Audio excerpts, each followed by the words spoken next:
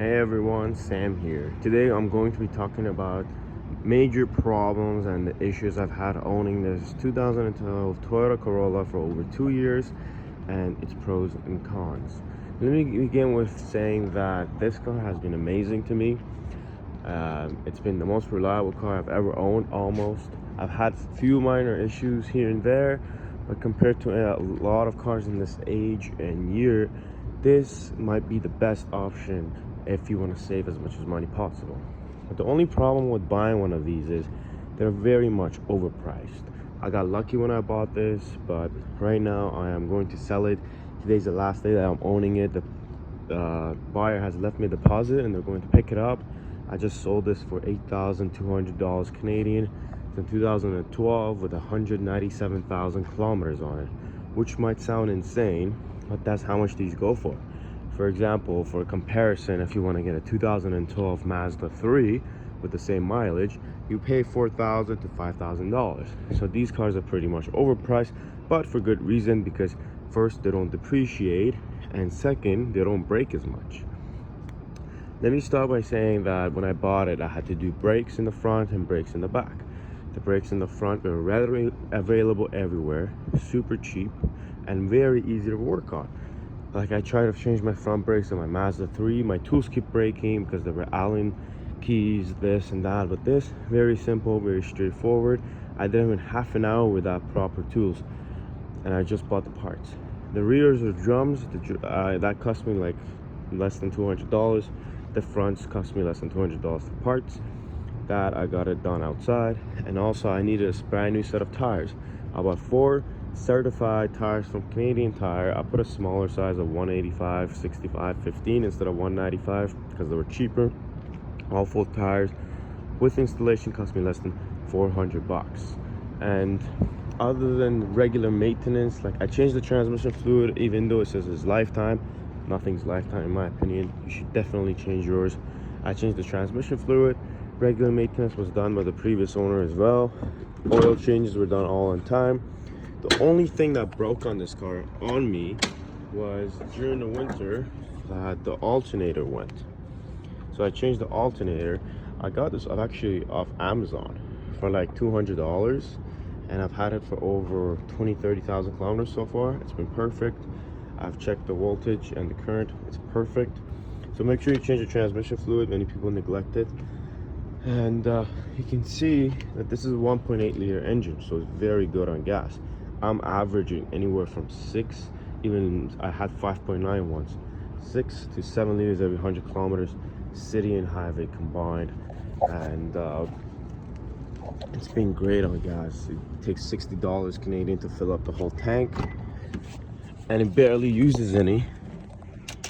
If you look, I'm getting 6.5 liters every 100 kilometers average. Another cool thing about this cheap car is I have heated seats, USB and aux, and also I have Bluetooth, which is interesting. That was built-in Bluetooth into this car. But one of the common problems is these buttons here break, so you can't connect to the Bluetooth. That's one of the common issues to look out for, and these buttons here break. So when you're going to buy one, make sure you inspect to make sure these buttons work. Other than that, I would just say make sure the regular maintenance has been done. And that's all you need to know about major issues. There's none. Some people say there's control arm issues as well. I haven't had any suspension problems. Everything's been perfect. But let me tell you about some of the things about driving this vehicle. So it's very slow. It has like 120-130 horsepower. It's extremely slow, so you want to keep that in mind.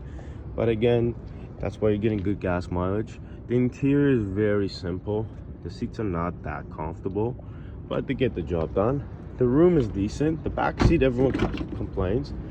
So 3 people, if you're gonna sit in there, it's not that comfortable. But right now you can see I'm selling it with the winter tires, so I have the winter tires in it. The trunk's pretty spacious though. Trunk's pretty spacious.